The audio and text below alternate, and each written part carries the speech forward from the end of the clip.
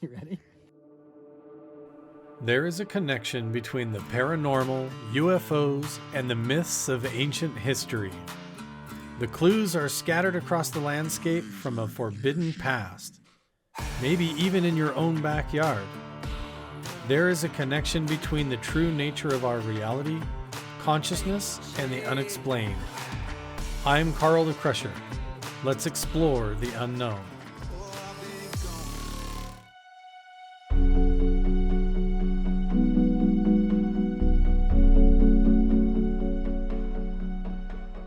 Welcome back to the Carl the Crusher channel. Check it out. I'm here on the fly with Chris Bartell. Got Brent from the Museum of Terror. I don't even know your last name. Stone. Brent Stone. And we got Chris Lato here. Yeah. And we're actually, okay, I'm going to flip my camera around. Bartell's going to tell you where we're at and what we're about to do, because this is kind of crazy. And this is all Chris's idea. Yeah, we're not legal accomplices. We just want to say that. I'm being held against my will. Right? All right, this is what we're doing. So basically, we're going to go to the park house over here. This is Mr. Bigelow's private office. And we're going to just pop in, see if he's there, see if he can help us with this Wilson document, with the Wilson documentation of the ranch that's going out there. I know he's got vital information, so it'd be great to collaborate and see if he's here and leave a message. If he's not, we'll be here all week, so hopefully he comes up and hangs out with us for a while. Right. Him and Colin. We're gonna see. Yep. So we're basically making an unscheduled, unplanned visit to this mansion over here that Bigelow owns over the way. We're just gonna roll up and see if they'll give us any kind of documentation about Mount Wilson Ranch. Any files, let us look at anything. Maybe we'll even get an interview, I don't know. So this is the mansion here. Do you think he's got security here now? Probably. So Chris and I are gonna try to go in, just the two of us, and we'll see.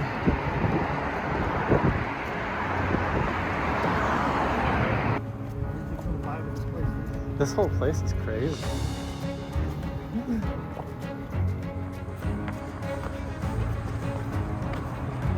Okay, I'm gonna turn my camera off.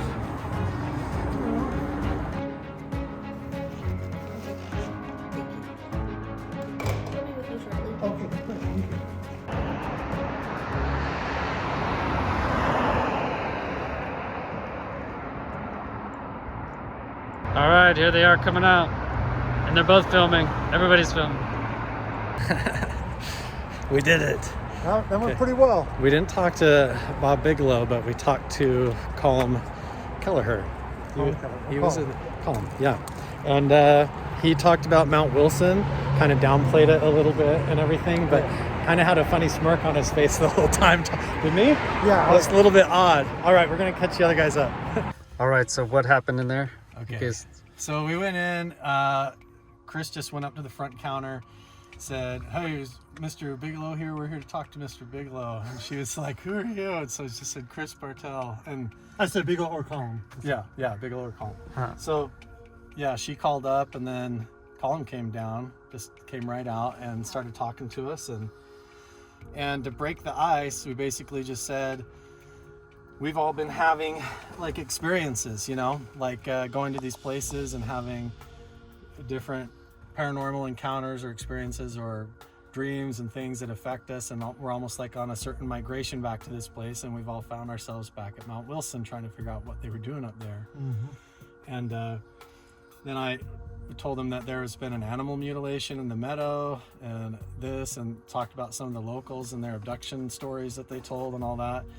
And the whole time he had like this shit-eating grin on his face, like a smirk, and he downplayed it, like, we didn't really spend a lot of time up there, right? He said he only spent like a little bit of time, but we have photographic proof showing that they were up there for decades doing stuff. Maybe Colm wasn't there for that long, but maybe off and on they were up there, right, at some form or another, collecting data or whatever.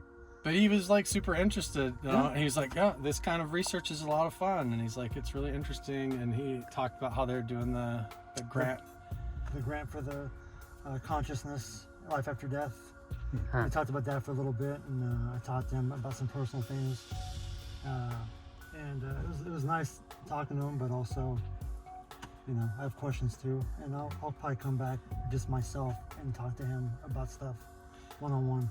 We asked him, what what happened at the ranch, what was going on up there, and he basically said it was like one of the best places that they know of to go watch the sky, but it's hard because Area 51's right there, which we know. Mount Wilson. Yeah. Mount Wilson, yeah. And then what else did he say? I asked if there was anything paranormal down on the ground, and he just said no, but it's like we kind of know better, right? He's cool with us going up there? Is he? Yeah. It seemed like he was like, oh, well, cool, you know. So I said, you know, Jeff, the new owner, said that wanted to invite him and Bigelow to come back up even and stuff, and he's like, can't make any promises, but like you said, he's probably on the phone with Hal Puthoff and Bigelow right now, right? Probably. Right. We'll get an interview. It was kind of, you know, I just wanted to catch him off guard, not to like get him like a gotcha boy, but I was like, I got questions. I know everybody works, and I've been here for 20 years in Las Vegas. I've worked in this industry for a long time, and I have questions, and I like to go right to the source and talk to people versus third party.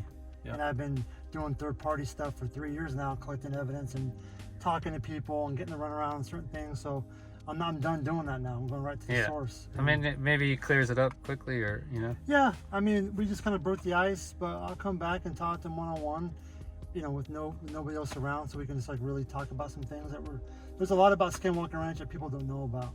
And especially the people who were up there for the longest time, there's a lot of stuff that there's a misconception. So I told that to Colin. I said that, you know, I really feel like my extended time on the ranch, you know, almost 6 years, a little over six years, I really felt like it expanded my creative vision. Like it enhanced my photography, all the meditation I did up there, immersing myself in the environment with the dogs and sleeping on the mesa at night. I really believe I tapped into some other frequency that enhanced my creative vision. And I'm able to show that through the progression of photographs I did through Skinwalker through those 6 years. Right. Yeah, cool. And even to this day.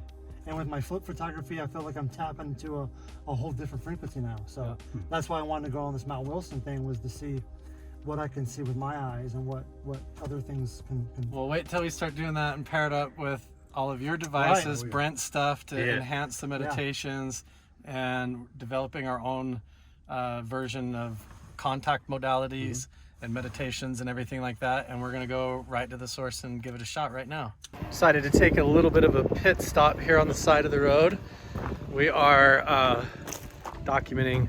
This is one of the Hyperloops. So it's like Tesla's Hyperloop, only I think this is owned by Virgin, the same company that has the airlines and is doing all the Virgin space travel. Yeah, somebody's firing guns over there. Do you hear that? Yeah. It's like Star Wars out here. It looks like Tatooine. Tatooine, yeah, totally. Been a fascinating drive so far, because we've got Bartel telling us he's worked at a lot of these locations and sites, and he can't say much, but he's like, this place is interesting and that's interesting, and giving us a lot of backstory. So we're pulling off along the way and checking out a lot of interesting, cool spots in Nevada, because basically this whole state is federal ground, federal land. 81%. And even over the airspace and underground. Everybody knows it, right? It's like they're not even hiding it anymore. It's right under our noses. Find these with like little shells in them and fish. There's like little, You found fossils? See the organisms in here? See that? Oh yeah, look at that. Because these are all dry lake beds. Yeah. I forgot what the name of the actual amoebas or whatever the hell they're called. But this type of rock is all over Nevada. You can find all kinds of cool stuff in here. Weird. Sometimes you can just find shells or some fish or whatever. Quick update. We're at the extraterrestrial beef jerky place on the side of the ET highway that goes to Area 51, and the black mailbox and everything goes right down that road, but we're not going that way. We're gonna keep going north for now. Next stop, Mount Wilson Ranch. We're here, guys. This is Mount Wilson Ranch Road. Up here on the right, it's gonna be a windmill where Donna Bardeen, one of the caretakers of the property, and another lady saw the ghost of a shaman off the side of the road. And then when I was coming home last time, I saw a huge black wolf run across the road from this side to that side, but I was driving the other way. And then when I got out and looked around, I couldn't see anything and there was no tracks. And that was weird, but yeah, this is the place. Whoa, jackrabbit. Here we are. So we're gonna be pulling up on the saloon. So when the animal mutilation occurred, the blood trail came all the way up here across the road through the snow, clear down to the meadow. But yeah, this is one of the oldest standing saloons in the country still. There's like, where's the other one you were saying, Chris? It's called the Santa Fe Saloon in Goldfield, Nevada. Goldfield, Nevada. Yeah, in Nevada again though. But yeah, here we are. Can we trespass? Yes, we are. We have permission for sure. It's snowy up here. So tons of paranormal stories in the saloon, and then the room over here, the far one on the left, is where the shaman appeared to Bigelow, apparently. So we gotta sign the guest book. Yeah. Chris, this rock is from, I brought this from Skinwalker Ranch. Yeah. Down that way is the saloon, and it sounds like everybody's in the dining room in here. So. Busted! Haha. Is everybody in here? No. The fireplace room. Welcome back. I brought the whole crew, Jeff. Howdy, sir. How you doing, man? Welcome back. Carol, what have you been up to? Oh. Blowing your budget, apparently. Right? No, this isn't all mine. It's not all yours? That's a lot. The rim pods are Andrea's and Juana's, and I've got one ordered, but it didn't come in time. What is this? That's an EMF. Oh no, that's the grid, the IR. Oh, an IR grid. Very We've been cool. using that. Do you have your SLS here? Mhm. Sweet, sweet. I brought it. It's Everybody on loves here. that video. Oh, they Everybody do? watches it. Yeah, it's got a ton of views. Oh, Yeah. great. I read some of the comments at the very beginning, Uh-huh. and they were so interesting. People seeing stuff, the shapes on the SLS, so cool. To prove, you know. Yeah. So everybody's meeting each other. So Chris has been from Skinwalker Ranch, and Carol, Duana, and Andrea were the ones up here that did the seance, and we did the SLS investigation in the saloon. So everybody's meeting each other for the first time. It's pretty awesome. Now I get to show and tell like all the cool stuff about Mount Wilson while you guys are here.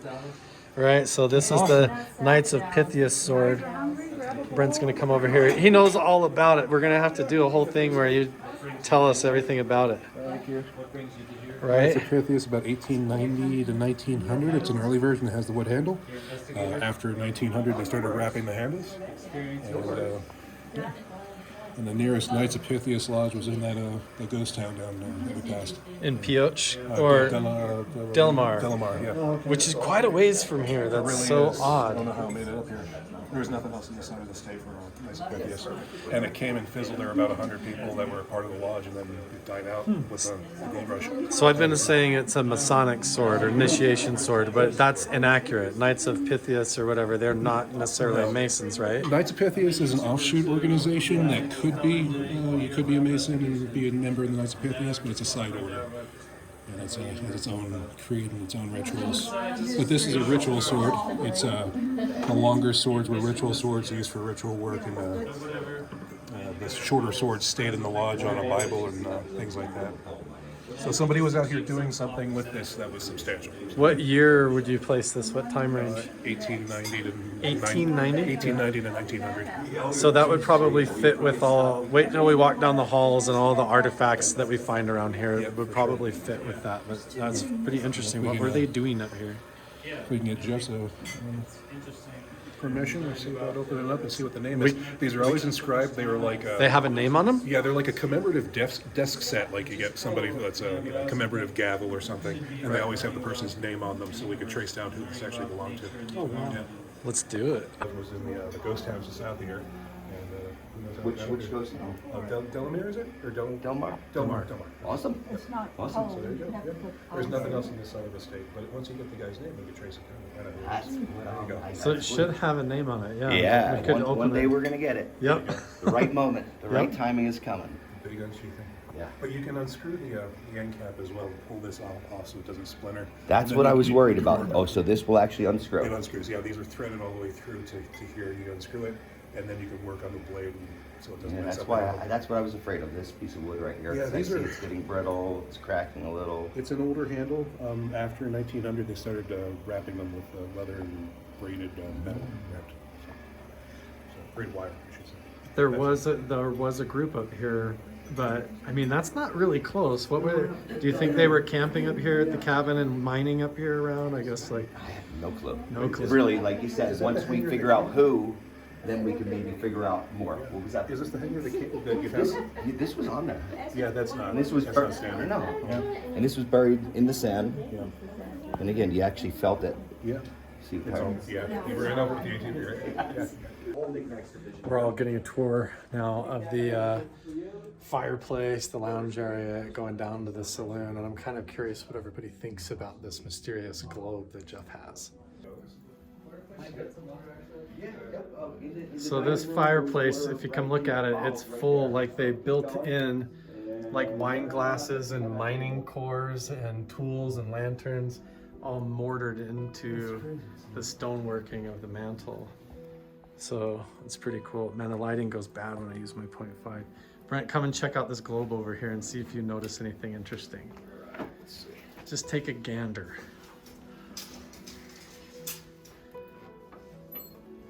I'm gonna come around on the other side here.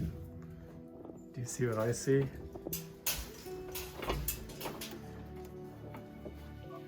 Yep, if I could turn the globe just a bit. Tartaria. Right there. What? Europa and Tartaria. Tartaria.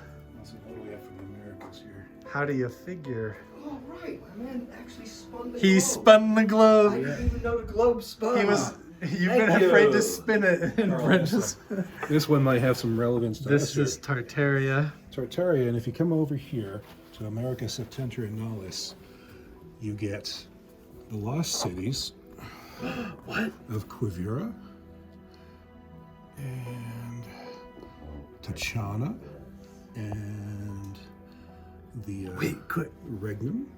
I got a focus camera. There you go. And there are indeed a lot of old maps that show that Tartaria actually spread into the western United States and had their own cities throughout this region. So it would have come across this entire northern. Oh, yeah, this is Correct. You come across it. Look at all the zodiac stuff or whatever, astrology, and then underneath has the big compass. And then I wonder if we looked underneath what Antarctica and stuff, if it had anything interesting. Well, these should open up. It's a decanter, isn't it? He says it's a decanter, Jeff. Yeah, it's a. Yes. There we go. Oh, yeah, okay. Look inside there too. Look at the- Mind if I pull this out? Yeah. You obviously know about this thing, so I'm good. Let's see if it's This is why I brought him, dude. I love it. okay. That's not going to come off. We'll need to flip the whole thing over. Usually these pop out. But Oh, that's I don't want okay. to take it apart. We have a project. We call it Morning Coffee. There we go. Morning Coffee Globe Talk. Get So some- we will get some come better back and try to flip the globe over and check out Antarctica later. light. There you go. And that whole thing.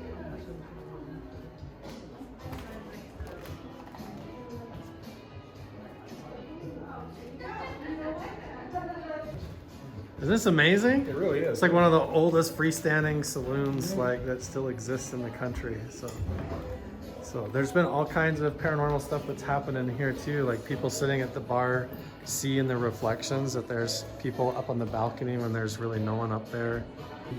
So Jeff, Yes. Chris and I went and we tried to go talk to Bigelow. We talked to Colm Kelleher. He came down and spoke to us, and I wasn't able to film it, but he did say he tried to downplay it, like nothing really happened up here, like la la la, but that doesn't jive with the photos we have. And what you know that the bulldozer Buried in the was meadow. buried in the meadow. What did they even need a dozer up here? And not to mention, right here where homies are sitting at the bar, we have photographic evidence that might go clear back to the 70s when we had Andrei Puharich and Jacques Vallée and John Keel literally sitting right here in the same chairs. In fact, I'm going to overlay the pictures so you guys can see it on screen right now, right where these guys are sitting. And so when he's like, "Oh, we were only up there for a little bit," does that jive with you or no? No, not at all. No, that's why he was smirking, right? Like, Again, I would say I wish I was there. I know. Maybe I didn't have your little pocket thing on. I didn't record it. No, I didn't.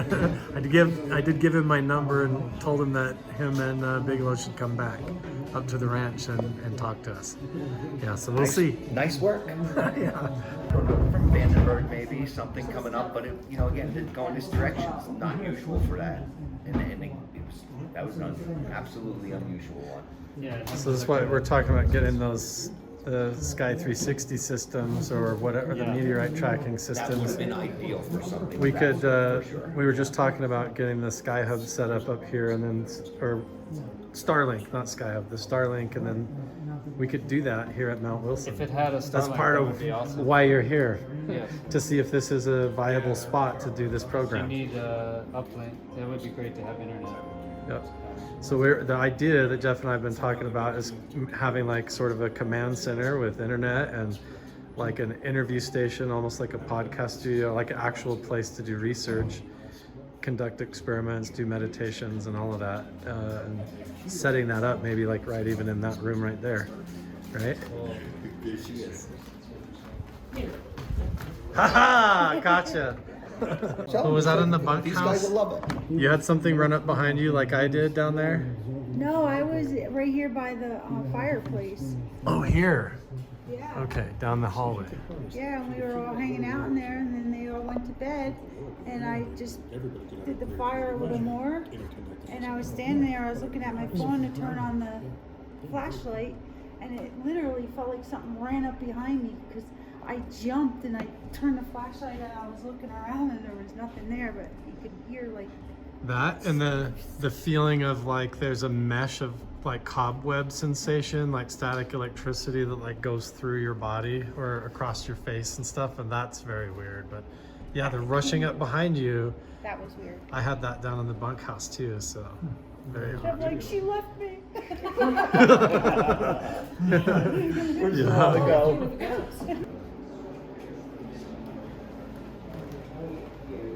Brent's like very psychic intuitive remote viewer, so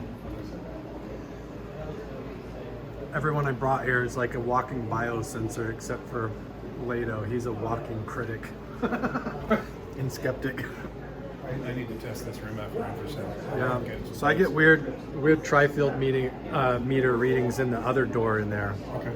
But we'll have to come back and check it out. My head's pounding. Your head's pounding now? Yeah, I even have a headache. So, right here in the mandibles. So, Really? yeah. So it's like my muscles all tightened up. Like a pressure or something? Yeah, and I didn't have a headache before, so. I was Interesting. feeling a little off, and I was wondering if I was dehydrated or just had some water. And no, that's not what it is. So I need to test it, figure out what's up. I know, tons to do, man. Okay, so we're doing a little test experiment where we're trying to do telepathy, like psychic spy stuff here in the saloon to see if the ladies at the end of the bar can send a message to me down here and if I can guess who it is that's sending the message. If you want to check out this experiment, go over onto the Lato files where he's going to be uploading it onto his YouTube channel. I'll put the link down in the description below. You've been saying that like all of the significant experiences that you had at Skinwalker Ranch were always correlated to that Native American presence there, Almost right? every single one. Here we are. This is where we're going to be spending the night tonight, fellas, in the bunk houses. I have got an infrasound sensor, a seismic sensor as well, and I'm just testing out the infrasound in the room. Now, if you take a look, right here, you see the large peak, 7.7 hertz. It goes all the way. It goes all the way to the Notice bottom. it's the same number. Oh, okay.